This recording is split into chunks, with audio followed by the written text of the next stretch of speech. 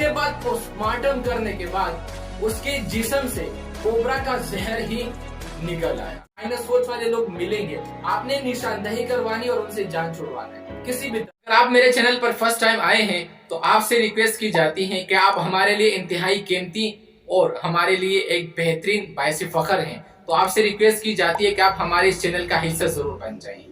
मुहतरम नाज़रीन, आपको बताता चलो कि अमेरिका के अंदर एक इंसान के ऊपर यानी कि एक एक्सपेरिमेंट कर दी गई। वो एक्सपेरिमेंट ये थी कि एक कैदी को सजा दिलवानी थी मौत की। उन्होंने क्या किया कि उस कैदी के सामने दो सांप रखकर यानी कोबरा, दुनिया के सबसे खतरनाक तरीन सांप को रख कर कहा गया कि हम आपको इससे डसवाएंगे और आपकी मौत यूं इन्हीं से होगी। हुआ यूं कि जब कैदी की आंखें बंद कर दी गई और उनके दोनों टांगे के ऊपर जोर से 2 सुइयां चुभा दी गई और उसी वक्त कैदी का मौत वाक़या हुआ। और उसके बाद पोस्टमार्टम करने के बाद उसके जिस्म से कोबरा का जहर ही निकल आया।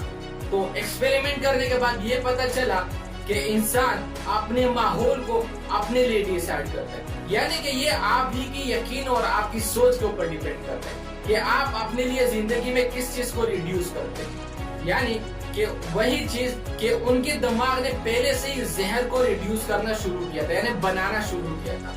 तो मैं आपको बताता चलूं कि आप जिंदगी में कभी भी नेगेटिव यानी कि माइनस सोच ना रख लीजिएगा।